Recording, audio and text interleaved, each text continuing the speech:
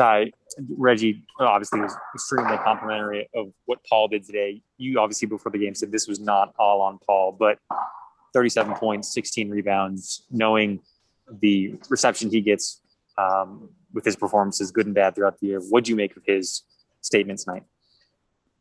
That was a big statement. I mean, just all that also in other words, it really doesn't matter. Like they just try to make up anything, But I mean, he's a great player. Like I said tonight, you know, he carried us. He had to step up in that first half. He really dominated offensively. And then second half, he made some great passes. We didn't knock down shots every time, but he made some good reads as well. And I thought just, like I said, having those rebounds was key because it was a stretch where Gobert really hurt us on the glass. But for PG to have 16, rebounds, that was huge. So it's a total team effort, man. Like I said, I'm proud of our guys. We've been in these situations before, where guys had to step up and be ready to play. And every guy that played tonight contributed. And that's a team that we have. Mentally tough, mentally strong, and we just keep fighting to the end. Last year, you guys went through stretches where the lineups were all over the place. There were injuries, and it seemed like that was something that hobbled the team's potential of the lack of continuity. Why this year do you guys seem to have gained strength from not playing with regular rotations and playing shorthanded? Why is there such a difference this year, do you think? I mean, I don't know. We just wasn't afraid to try new things. I mean, we tried a lot of different guys in a lot of different positions. A lot of guys got a lot of time playing with each other when guys were out.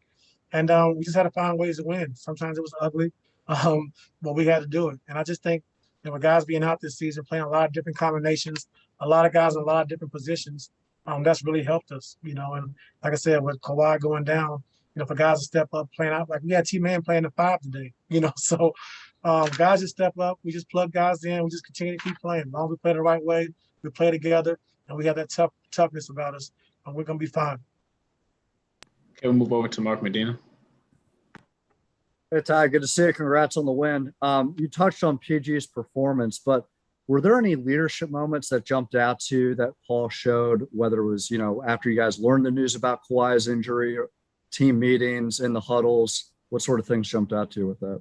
No, I mean, just this morning, before shooting, I said, I got us. And he said the same thing after the game. He said, man, just thank you for trusting and believing in me, all season long. And I said, man, come on, you serious?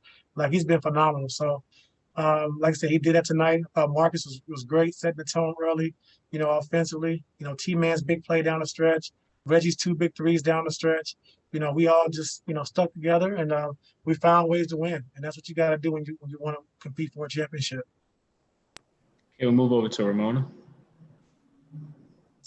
Hey, Ty, you mentioned about Paul, and he's a guy that takes a lot of criticism sometimes in the past, maybe after last year and everything. And he always just says that's in the past. It's in the past. How did you help him sort of move forward from what happened last year and take a fresh attitude towards this year, and especially now in these playoffs?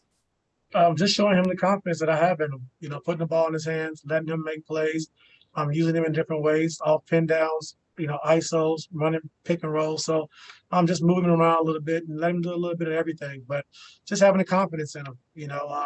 If you go out guns blazing. And that's what he did for us tonight. And I have a lot of respect for PG. Like, you can't judge a guy's career or what they do off of one series or forgot.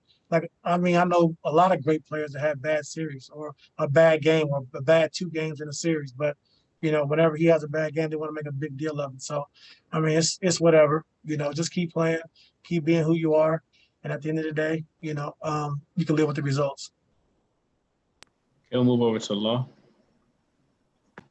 Hey, Ty, you've been poised all year, but I feel like there's a different kind of poise that comes with seeing a home team make 17 threes in the first half. How did you kind of, keep your poise in this game and see the Jazz eventually miss 16 straight threes within the same game?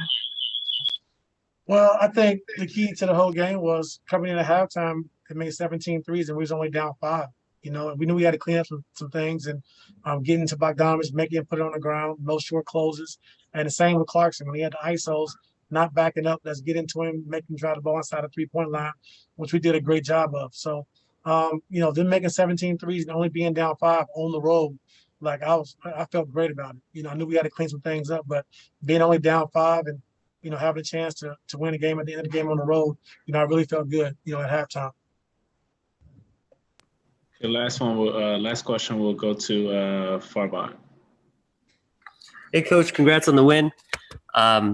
This game kind of reminded me of games, 3 and 6 against the Mavericks, where there were so many moments where you guys could have folded, when the Jazz were kind of getting their runs or they hit so many threes. How did you kind of get the team to keep their composure, and just how proud are you of these guys for having so much resilience all year? I'm very proud of the guys. Like you said, to come in and play in a hostile environment, 2-2, in a big playoff moment, when your best player is down. I mean, it just shows a lot about our team. And we've been talking about it all year. We're not going to point the finger. We're not going to blame anyone. If anyone's to blame, I'll take the blame and take the criticism. But our players all year long have been great. They've been phenomenal, staying together. No bickering back and forth. When things get tough, we come together. And that's the kind of culture I wanted to try to establish here. And like I said, I'm just so proud of our guys. Even the guys that didn't play, like Zoo didn't play in the second half, just, him being positive in the way he was on the bench, just want to win. It's all about winning. It's not about you. It's not about me. It's about our team and about our organization. And we just want to win.